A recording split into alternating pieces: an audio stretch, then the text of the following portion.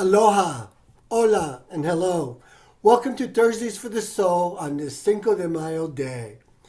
Thursdays for the Soul is a webinar series for the whole church. We faithfully focus on care and education for the people of God and create opportunities to digitally worship together as the whole of the United Church of Christ. From prayer, music, and psalms to interviews of key leaders and how-tos in congregational life. This series stays current to the relevant topics of the time and offers opportunities of connection in the wider church and in your community. Together we bring our church and the world towards the world our God imagines for all of us. We are here with you every Thursday with new conversations and topics as inspired by your questions and comments. As always, we are grateful for your presence, your gifts, and your questions.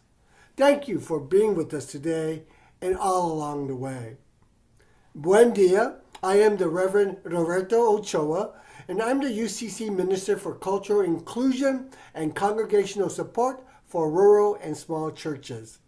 And your host for today's program, Love Your Neighbor, Get Them Internet. A very important and relevant topic of our times, and more on our program in a moment. First, I'd like to share with you some upcoming Thursdays for the Soul sessions you might be interested in. May is Pacific Islander and Asian American History Month. And on next Thursday, May 12th, we will be commemorating the month with members of PAM, Pacific Islander Asian American Ministries of the United Church of Christ. In the last few years, harassment and violence towards the AAPI communities have increased, especially during the COVID pandemic. Join me as I engage in candid conversation with Ms. Lynn Hanamoto, who is the moderator of PAM Southern California, Southern Nevada region, and the Reverend Mitchell Young, PAM Southern California, Southern Nevada ambassador, and the pastor of Plymouth UCC in Montebello, California, as we discuss about the history, celebrations, and challenges facing UCC PAM congregations and communities. Hashtag Stop the Hate. We appreciate your presence and support. On Thursday, May 12th, we present Living Out Contemplation and Action.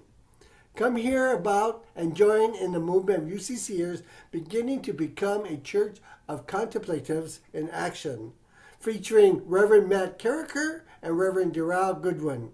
Reverend Carricker is the co-author of the Becoming the Church of Contemplatives in Action resolution that passed in General Synod in 2021. And the Reverend Darrell Goodwin is the Executive Conference Minister of the Southern New England Conference. That's going to be a great program. And we will end the month on May 26th with a celebratory Make Visible 2, Queer Singers Unite. In a world with increasing vulnerabilities and an onslaught of public messaging and policy making coming against trans and queer youth, women, and people who love and support them, celebration and affirmation will continue to be one line of resistance. So join Minneapolis-based artist Rachel Kurtz as she shares her new single, All the Good Kids, and Tucson-based artist Reverend Tracy Howe with their new single, I Am Becoming. The two will talk about touring churches, celebrating journeys, and being queer women artists. This will be a delightful Thursday for the soul. As usual, you can visit ucc.org or any of our social media platforms to find out about upcoming sessions like these. All Thursdays for the Soul air at 9:30 a.m. Hawaiian, 11:30 a.m. Alaskan, 12:30 Pacific, 1:30 Mountain, 2:30 Central, and 3:30 Eastern Standard Times. So friends and beloveds, if these conversations move you, if what's offered here helps enhance your ministry or your soul, please consider donating towards the annual fund of the United Church of Christ by texting UCC to 41444.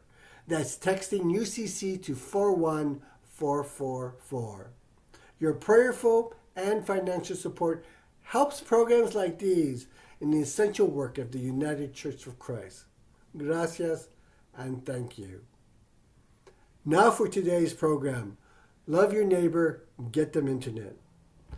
Today we have a blessed opportunity to fill our souls by helping others, bringing the UCC's leadership in tech and media justice home to your community, to my community.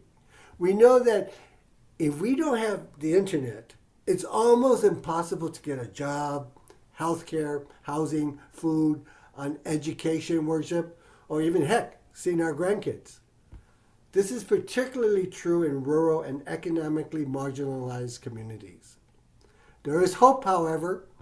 The advocacy of the United Church of Christ 60-year-old Media Justice Ministry helped create a new federal program that offers low-income families up to $30 a month off their internet bill or up to $75 in tribal areas. We are excited to have the wisdom of Cheryl A. Lianza, Policy Advisor for the United Church of Christ Media Justice Ministry, and an extraordinary array of panelists who will teach us about easy, concrete ways to ensure your neighbors are not left behind or left out.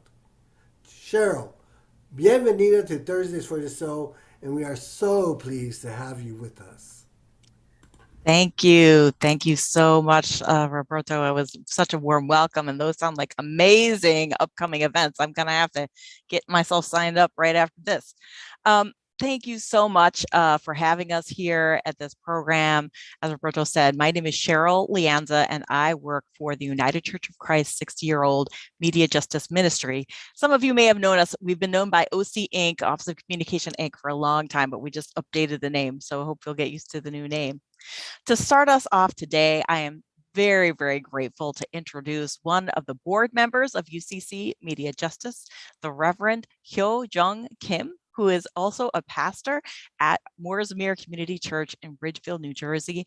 And she's going to get us started with a wonderful spiritual moment. Reverend Kim? Thank you, Cheryl. Hello, friends. It's wonderful to be with you all. I invite you to take a moment to center yourselves. Please close your eyes. Notice how you are sitting. Sit comfortably. Relax. Notice your breathing.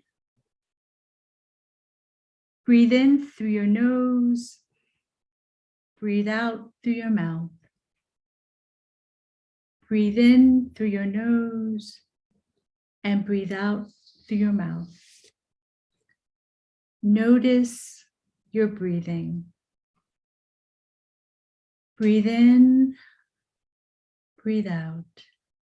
Breathe in, breathe out.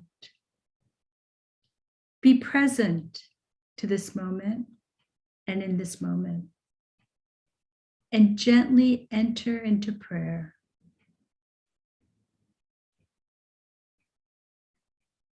O loving Creator God, thank you for bringing us together into this beautiful, kind, and thoughtful online community of fellow seekers, lovers of peace and justice, lovers of silence and music and word, lovers of mystery and revelation. Thank you for the gift of Thursdays for the Soul. We are grateful for these sacred spaces where we meet one another and spend time together. Thank you for filling our hearts with hope, peace, joy, and love. Thank you for the gift of faith that gives us assurance, courage, and conviction.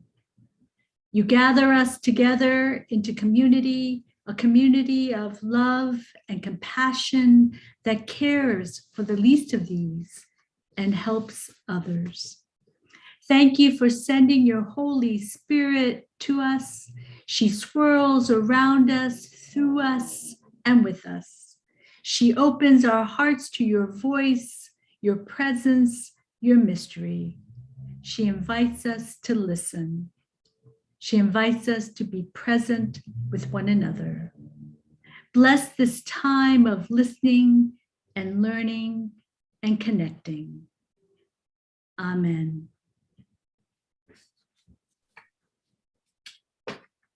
Thank you so much, Kyojong. That was wonderful. And thank you for bringing us that spiritual moment across this technology that we're all going to be grateful for today. That was really a great time to start off.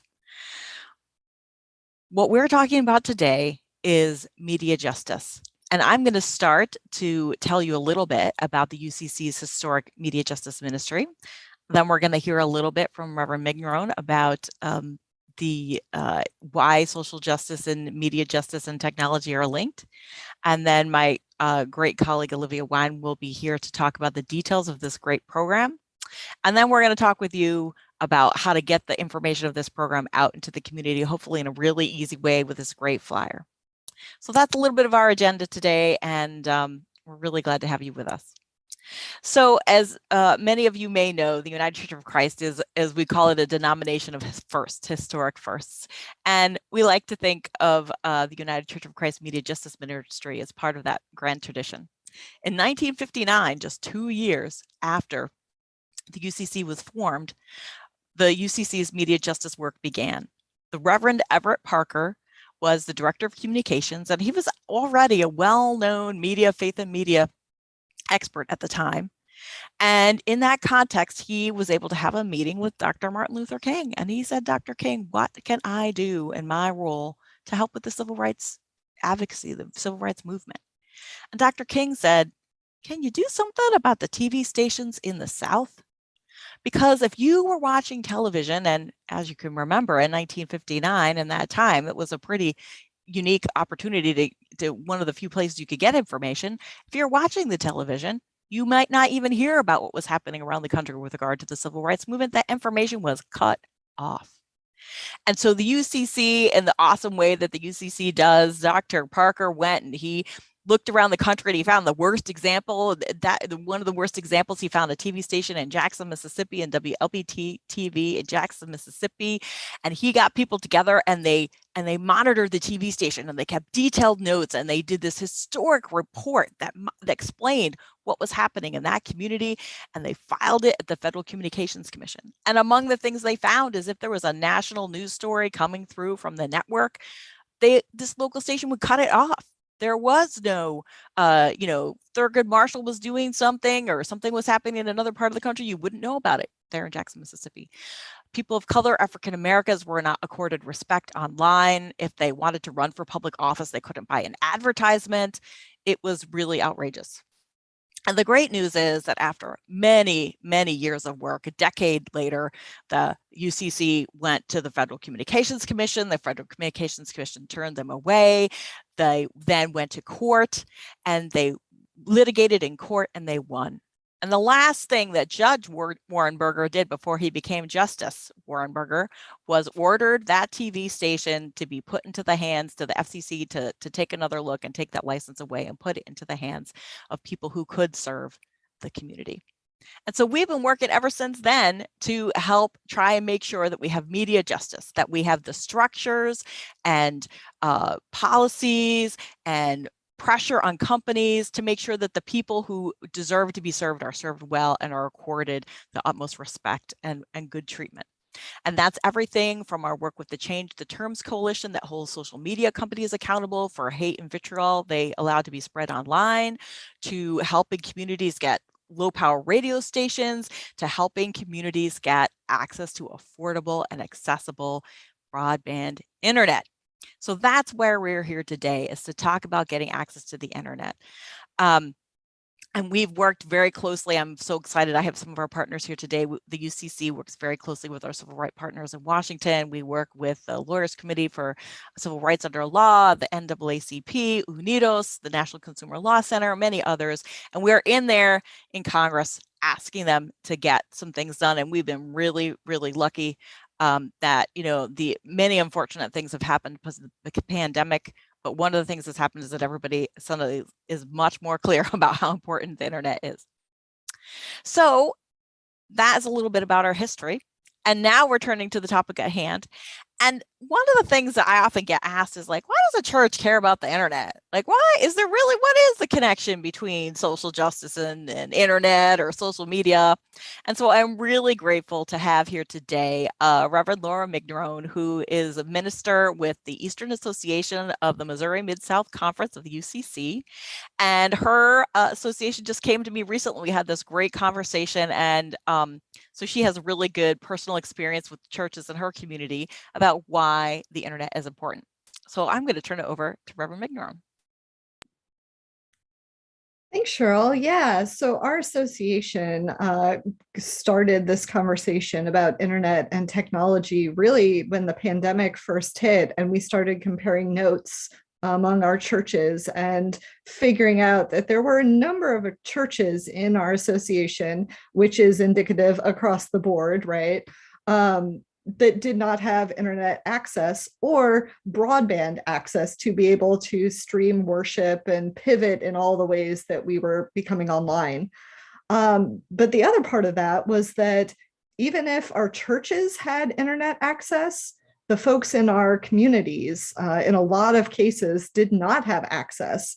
And so we were finding a number of our churches who may have been in the city limits proper were becoming hubs for people who maybe lived a block outside of city limits or even further out who didn't have internet access. And so they'd come and sit in the parking lots of churches to access the internet. Our church had our internet information up on our church sign at the beginning, like, come use our internet for free. Here's the password, go for it. And our parking lot was full. At the beginning of the pandemic, when virtual learning and schools was a thing, we had kids in our communities who could not access the internet at home. So they'd come and do their schoolwork in our parking lot. People accessing work, right? The offices were shut down. So folks would come to our parking lot and use our internet to connect for meetings or email or whatever. And also, frankly, the internet is also for joy in life and social connectivity. And so getting to catch up on your favorite Netflix film or whatever in our parking lot, come on down. So those sort of pieces we started talking about, this is a problem all of our communities are facing in some way or another. The other part of that is that over the years, I can't tell you how many people have come into my office during the week with a brand new device still in the box, a new iPhone or a new tablet. And Pastor, what do I do with this? How do I make it work? And so a part of my ministry really is helping folks get connected and utilizing the internet and ways that they can be connected through it. That sort of pastoral ministry is as valuable as holding someone's hand in the hospital. And so that's why, like, internet access, the infrastructure part, but then also the utilization of it and how to resource people to actually use it in all the ways that it is in part of our culture. Just a couple of weeks ago, I was helping someone figure out how to get the weather on their phone, right? Last week, I was having lunch with a group of people from our church, and they were trying to help one of them get connected to the medical information through their hospital network on their phone. That there's a network with the hospital, with their doctor, where you can access your medical records and the summaries of your visits and appointments and all of that. Super valuable information for folks to have at their fingertips, especially for folks who don't always track that sort of information well in the moment, and being able to have that information to go back to refer to. Those are the sorts of things that happen literally every week in my church, and that's not unusual. So having access to internet infrastructure and utilization, both parts of that, are super important, not just to like function in society, but for us to create community and help folks to be engaged in their community. And that's that's social justice. So for us to be able to advocate for folks to be able to access that's what we're called to do in the church, as we help folks to be a part, an active and engaged part of their communities, and frankly with our communities, with their faith community, as so much is online. Our spirituality is also becoming an online community. So our association, taking all of that information together, invited Cheryl to come to our recent association meeting, which was by Zoom, right? It was a virtual meeting. And she came and shared with us really valuable information, not just about why internet is important and how we can, get access to it, but the fact that our churches and our local communities can actually affect change, which is to say, my little church of 20 people on a Sunday feels pretty powerless to influence these huge corporations that have all the power of giving us internet. And Cheryl helped us understand that, yeah, we can actually do that. And so our next steps in our association, we're putting together some literature and information of ways that individual communities can come together and have these conversations and come to these corporations collectively to affect some change. And so that's within the last few months that we've started working on that. So still very much on the ground, but we're doing something. And that's, Cheryl helped us to understand that we can do something. And that's what we're here to talk about today, I think, is that we can all do something. There's a whole lot of different ways that internet access comes to folks, and a lot of issues along with that. But all of it is a social justice issue. And as we come together to figure out how we can address it, the more we can help folks to be connected. Awesome. Thank you. That was so great and helpful. And I loved all the examples that we had from Laura about, all those different ways that you might not even realize if you're fortunate enough to have it every day in your hand. And as she talked about, there's different reasons. Everybody, all social justice issues have many different reasons why you may have a concern, have a blockade, right? So in this case of internet, it's like sometimes there's not even a wire or a tower near your house. Sometimes you can't afford it. Sometimes you don't know how to use it. Those are all different aspects. And we try to work on all the different aspects we call that sometimes digital inclusion and broadband adoption. And so today our focus is, we're going to talk about a program that helps you pay for the internet if you have access to it. But as Laura talked about, there is a really amazing set of policies and rules that are coming across the country, and every state in the country is going to be making a broadband plan in the next 6 months to a year. And that includes getting physical infrastructure to where you are, and it includes money to help people become digital inclusion experts, to fund digital inclusion experts so they can explain how to use that technology.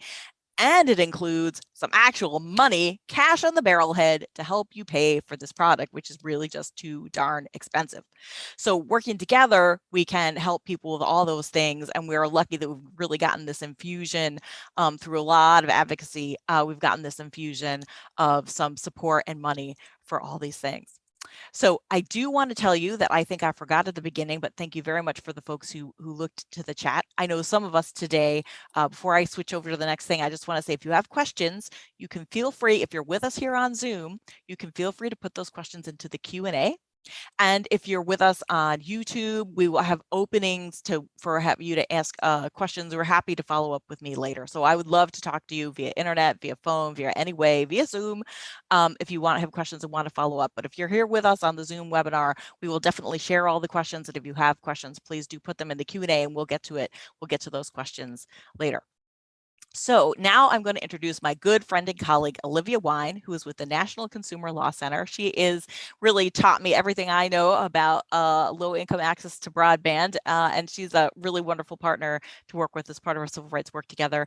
And she's here going to talk about how you can use the Affordable Connectivity Program to get $30 or up to $75 off internet, and how we can all work together to get this information out to the people who need it, whether it's, using it ourselves, whether it's helping our fellow people in the church, whether it's helping our fellow people in the community. So Olivia? Hello, everybody. And I'd like to take a moment to thank the UCC for setting the table for this important conversation, and my excellent co-panelists, and for everybody tuning in to learn more about these programs coming online, particularly today, the $14 billion Affordable Connectivity Program that just passed through Congress and was signed by the president in that bipartisan infrastructure bill. And to step back, I should also let everybody know that I serve on the board of directors of an organization called the Universal Services Administrative Company. And that is an entity that oversees a different set of programs, but it includes Lifeline, which I may touch upon or we may get questions about. I'm not authorized to speak on behalf of that board, the USAC Board of Directors, or on behalf of the Universal Service Administrative Company. And I come to you today as a staff attorney at the National Consumer Law Center, which, to give you a bit of our history, is an organization founded in the late 60s by a priest in Boston to create a legal services support center to help low-income households preserve their home, their car. My unit focuses on access to essential utility services, and that's how we view the internet. And, so as we dig into the Affordable Connectivity Program, I'd love to turn to the first slide, if that's readily handy. And this should be available in the materials for today's webinar. So fantastic. This is going to be a flyer that we're hoping that you will be able to distribute to get the conversation going, but it's got some key information about the Affordable Connectivity Program. As I mentioned, right now it's a $14 billion program to help low-income households pay that monthly internet bill, which can be quite expensive. It is essentially a digital coupon. And this Affordable Connectivity Program actually comes with a lot of consumer protections, which I'll talk about in a moment. But I hope that this is going to be an empowering message and one that excites everybody. It is a regular up to $30 a month off internet, but if you live on tribal land, it can be up to $75 a month for internet service. And stay tuned, it's not on the street yet, but certain parts of the country will be deemed high cost areas. And these are probably in rural parts of the country without internet or with very poor internet service right now. In those areas, households in those areas will also be eligible for up to $75 off of the cost of internet service. So really the hope there is to get everybody online, and where cost is a barrier, to address the cost piece of the equation. I'll put a pin in it, but there's also money in this $14 billion program to fund local organizations to do outreach on the Affordable Connectivity Program. And I'll put a pin in it. There's a smaller subset of this program that is essentially like a coupon, a discount off of connected devices defined as laptop, desktop, or tablet. So if folks have questions about that, we could talk about any of those things, but I'm going to sort of give you the basics of who's eligible. And as you can see from the flyer, there are a couple of ways into this program. One, if a household is already participating in the food assistance program, SNAP, or if children in the household are receiving free and reduced school lunch or breakfast, that will make a household eligible. If a household's participating or someone in the household is receiving supplemental security income or Medicaid, that makes you automatically eligible. WIC, if somebody in the household is receiving WIC assistance, that makes you automatically eligible. Participation in the Pell Grant. I mean, so there's a list of programs, and this isn't the full list. There's certain tribal programs, tribal food assistance programs, for example, that make you automatically eligible. You could show that your income, the household income, is 200% or less of the federal poverty level. There, it's you have to provide that income documentation, but that's another way into the program. And there's a number on the flyer, the 877-384-2575 number. If you call that number, you can request a paper application. But it can also answer some basic questions about whether you're eligible or have questions about how to enroll. There's also an online application, but of course, if you're talking to households without internet access, you're going to need to have that conversation in an area with a computer and internet access to walk households through. But, those could be certain events if you want to hold those to get people enrolled in your congregation. That's something to consider. If we go to the next slide, I had mentioned that the Affordable Connectivity Program has certain enhanced consumer protection. So this is a good news story. There are barriers that we know keep low-income households out of internet service, including a low credit score or bad debt with a certain provider or any internet service provider. They are in the federal law. Those are not barriers. The company cannot say no. If you are eligible for ACP, you can take that digital coupon, go to any participating provider, pick any participating provider you want, pick any service, any internet service they're offering. You've got a lot of ability to shop with your feet. If you sign up with one internet service provider and you're finding that this really isn't the service that you want, and you hear about another service that you think will serve your household needs better, you can shop. You can switch your benefit to another provider or another service that provider is offering. It's a once a month switch. You can't switch more than once a month, but it's as frequently as that. So, if it takes a while to find that product that best meets your need, that's built into the program. Early termination fees are not a barrier. They cannot apply. If you're shopping, they can't be used to hold you or lock you into a product that's not meeting your needs. So again, there's some protections that are they give a household enhanced status. So I hope that you find that this is an empowering message. And another motivation to look into the Affordable Connectivity Program and help folks enroll. Another thing I should mention, there is a uniform rule about when you can get disconnected for non-payment, and it's fairly strong. So this is I consider it a consumer protection, because in the marketplace, otherwise, if you're a regular customer, the company can decide sort of its own rules about at what point it'll disconnect you for non-payment.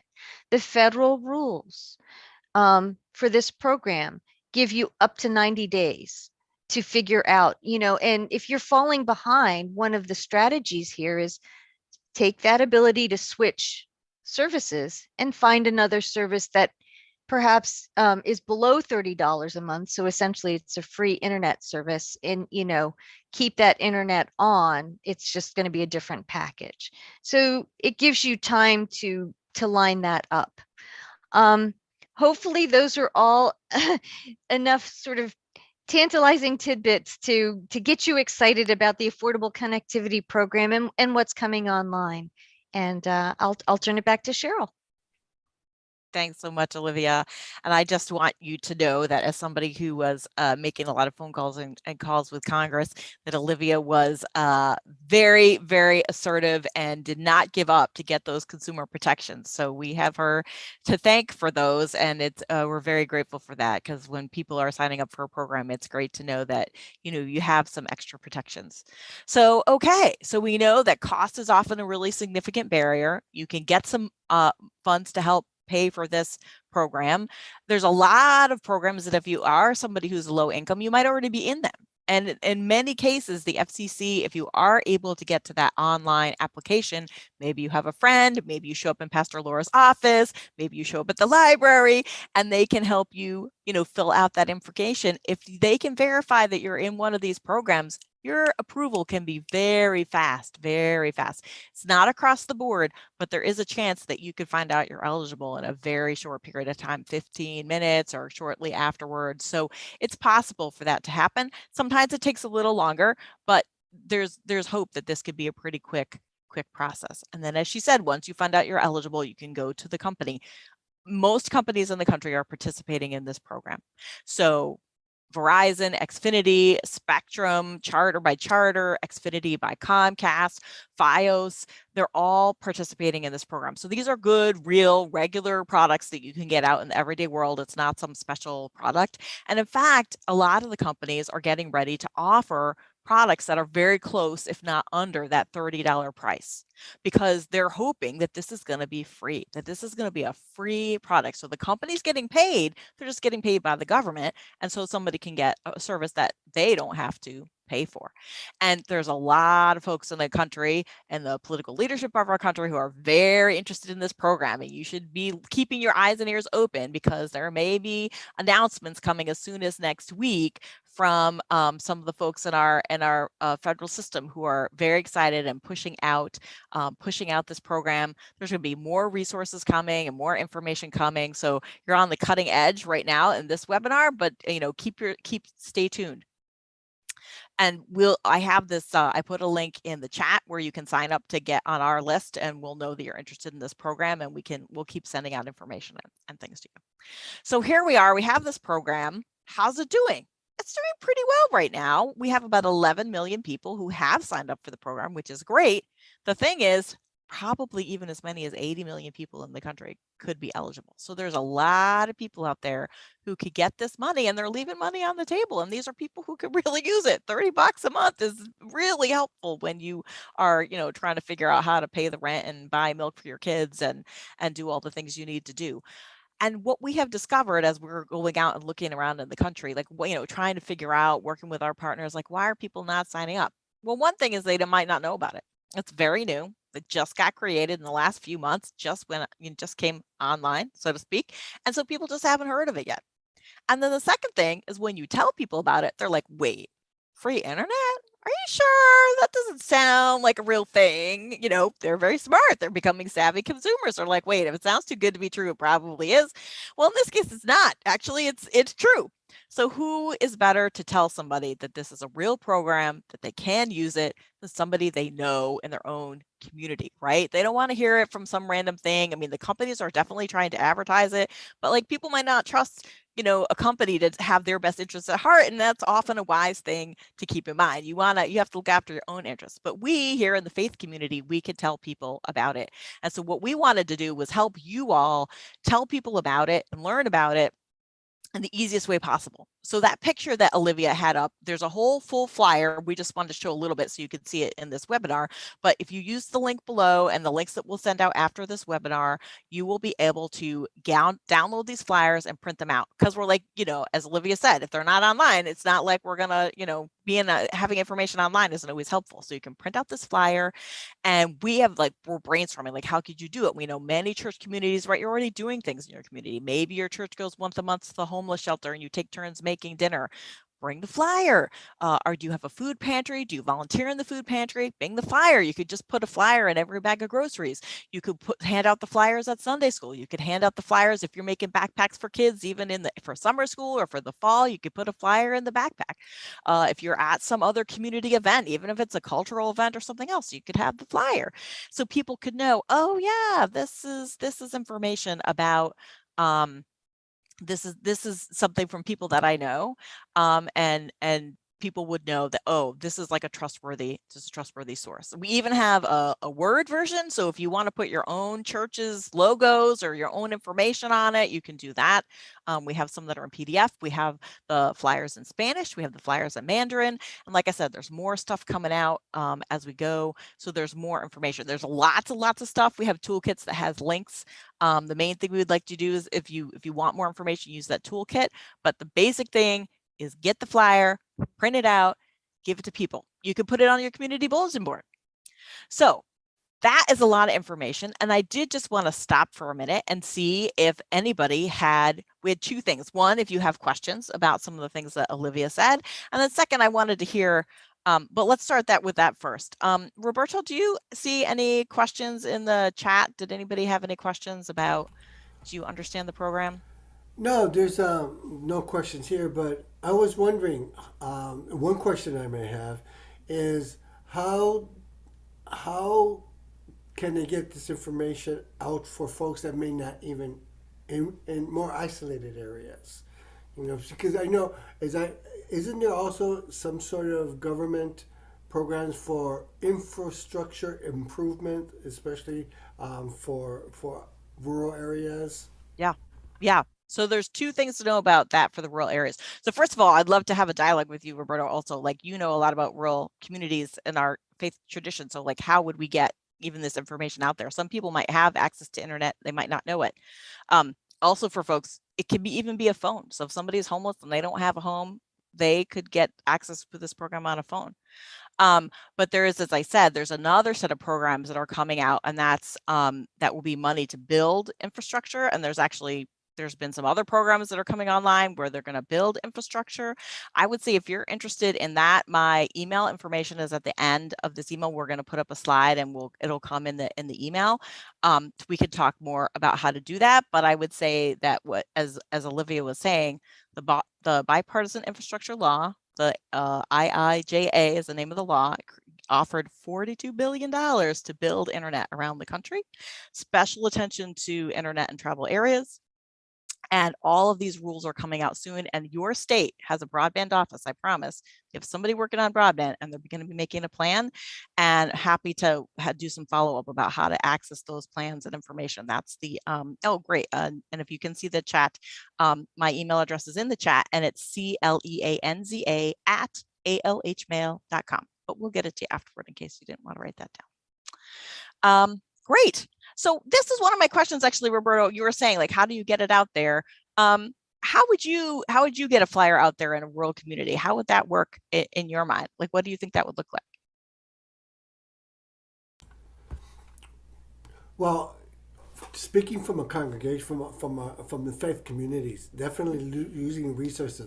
I loved Reverend Lara's description of how the association, how her congregation was able to get the information out to her communities, and I guess also like I love what you said about the phones, that whole telephone tree system. You know, you could always do that within communities, and being in partnership with community organizations that service the communities could be one way. That's great. That's great. Wonderful. So does anybody else who's here who shared with us earlier today? I was so delighted. There were people were coming in from all over, from Michigan, from South Carolina, from Pennsylvania, from Missouri, from St. Louis, from Ohio. Can you offer me some ideas either in the Q&A or the chat for how do you think, what's something that your church does that it would be really easy to just add that flyer into your work that you're already doing? Does anybody have ideas you want to share? And Cheryl, as those ideas come up, we do have a question. Oh, great. From Deborah Stevens.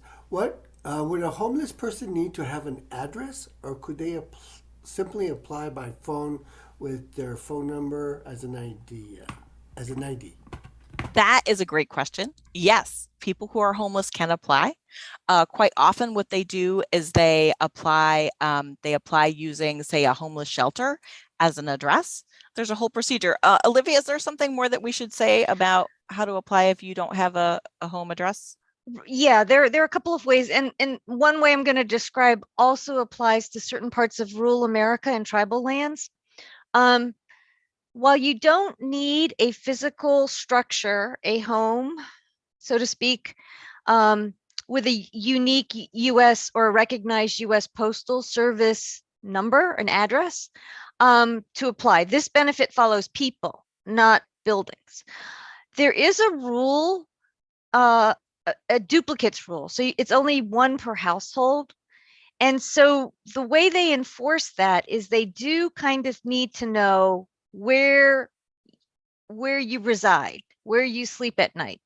And so if you go online in the application, and if you do it by paper, you're going to have to draw a map or provide a map and just sort of, put an X where you are so they could geolocate. They'll do a lat long. And that will be noted. And so, they just need to know that they're not two ACP benefits going to that exact location. And so if you're homeless, it doesn't even have to be like, it could be an intersection, right? This is where I reside regularly at night. And it's the intersection of blah, blah, blah, and blah, blah, blah. And, the map, you can drop that Google pin in it if you're going to do it online, or, provide that written drawing or map with that location. And again, it's so that they can enforce that one per household rule, right? And when we say households, it's fine if you have two households living in one home, that's fine. And if you don't want to provide your social security number, you don't have to. So we did a lot of work to get this program to hopefully be really accessible and easy and not threatening, so folks can use it and not have to worry about their identity or their status with their families. And I saw a great suggestion in the chat, PUI lunch and snack packs for marginalized kids. So yeah, exactly. If you're handing out lunch to folks who need lunch, it's a great time to say to them, hey, do you need the internet also? Maybe we can get you the internet for free. So I am so happy to have everyone here today. I'm just going to just kind of sum up, okay? If you're low income family, you can get internet. You can get $30 a month off your internet, up to $75 if you're in tribal lands, and later even in any high cost rural areas. It's easy to sign up. There's a flyer. You can call on the phone. You can apply with somebody online. And what we need you to do is print out these flyers and get them out to people. Tell them it's a good program. Tell them that they can use it. And that is really the easiest thing. Print out the flyer, get it to people. That's like the easiest ask. And then if you want to know more, or you want to do more, we have this whole toolkit with other ideas. I can come talk, or you can join up with people in the local community, or you can advocate for a broadband wires near your house, whatever you want. But right now, in the next month, print out a flyer, get it to somebody, because we need to get these folks. We don't want this money to sit in federal coffers. We want it to be out there helping people connect with their families, connect with their spiritual communities, their healthcare providers, their jobs, their kids. That's where this money needs to be. So we want you all to help us do that. So we are at the end, unless there's any other questions. Or anything else I need to do. I'm asking my fellow panelists. Okay, I think that Reverend Mcdorone is gonna pray us out. Thank you. Yeah, let's get into a spirit of prayer together. For the wisdom that has been shared today, and for all the ways that we are connected in the spirit, online, and in our communities, we give thanks, and we ask for blessings of multiplicity in all those connections. In Jesus' name we pray. Amen.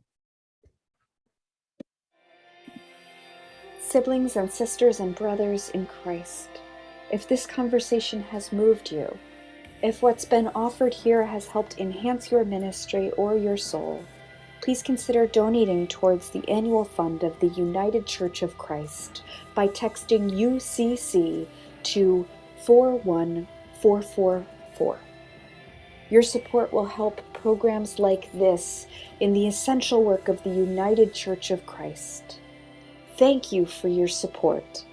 Be blessed into the rest of your day, and know that you are not alone, and we are holding you in prayer. Amen.